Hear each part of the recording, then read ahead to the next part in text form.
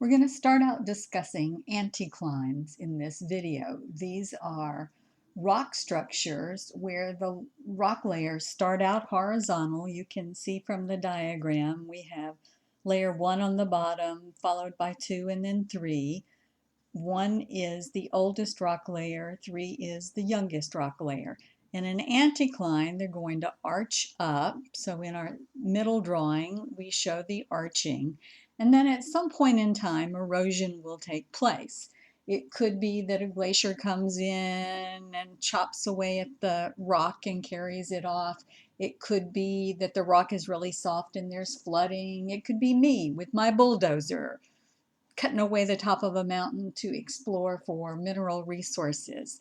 Whatever the cause, the arch will begin to erode away over time. And if it erodes enough, as in this last drawing on the right-hand side, you'll see that we have all 3 layers exposed. Layer 1 in the middle, 2 on either side of it, and then 3 on either side of that. So when a geologist sees this kind of pattern, he knows it's been an anticline, a rock layer that originally was arching upward. So what would the ground you walk on look like? When we started out, the ground you would walk on would be the top of this first box, and it would be all of whatever we've got our youngest layer of rock represented as.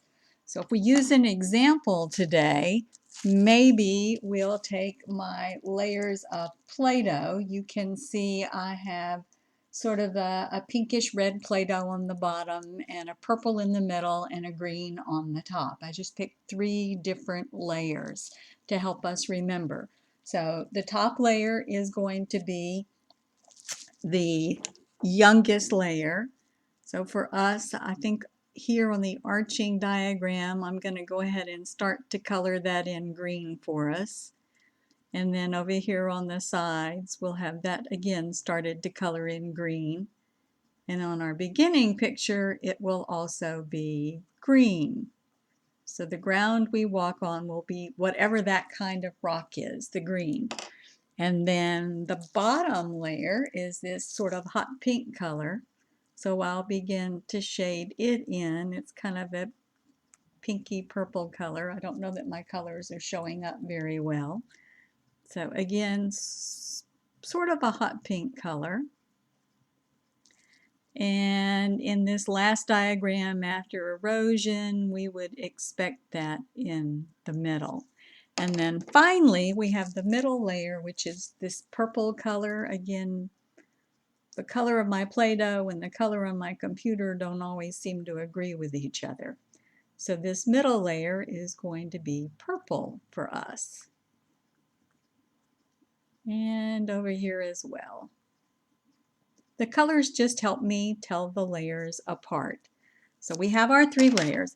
What do you suppose would happen if we went ahead and unwrapped the Play-Doh? And again, keeping the old layer on the bottom, that was the pink, and the new layer on the top, that's the green.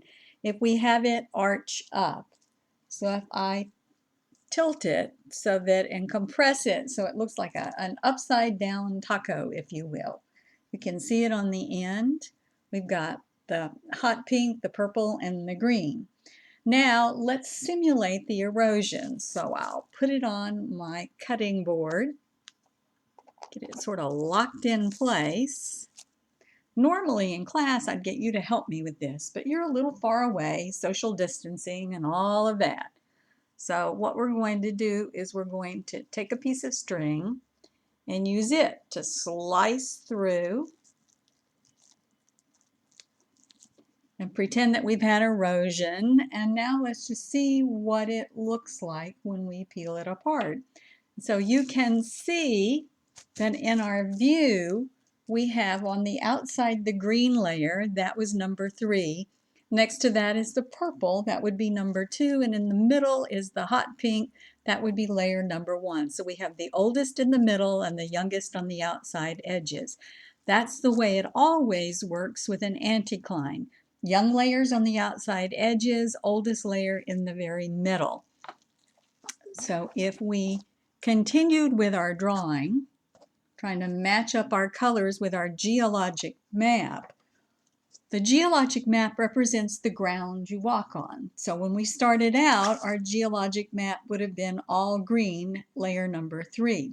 But now this is the ground we walk on, and so we have to have it represented in our geologic map. So layer number 3 is on the outside edges, followed by layer number 2 next to that, and the very oldest layer, layer number 1, is in the very middle. When we look at the arched up layer, we see that we have to come up with what are called the strike and dip symbols. So strikes run parallel to the layers. That's pretty easy. I can put a line here in layer 3 and on the other side in layer 3. We could put them in all of the layers, but I think to keep the drawing simple, we'll only do one.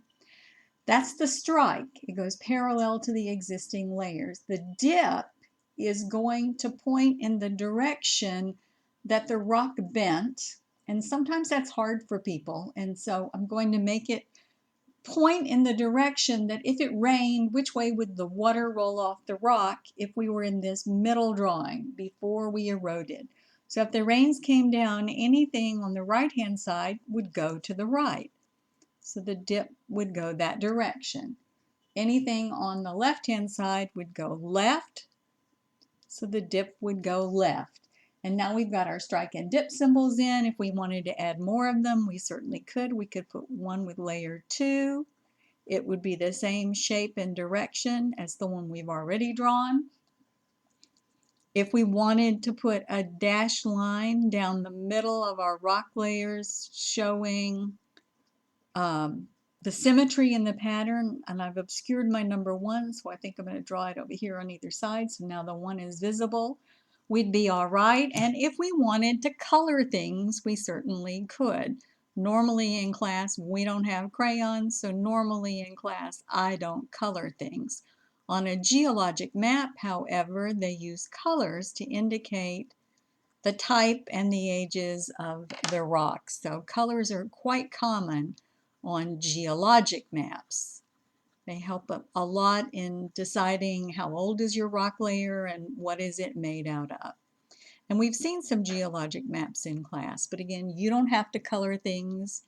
I just happened to have crayons handy and thought it would help match things up. So we've drawn the geologic map for an anticline. It'll always have old in the very middle, young on the outside edges, and the strike and dip symbols, these new lines I've drawn, will always point away from the center. So they go away. They point away. On the right side, it points to the right. On the left side, it points to the left. It goes away from the very middle.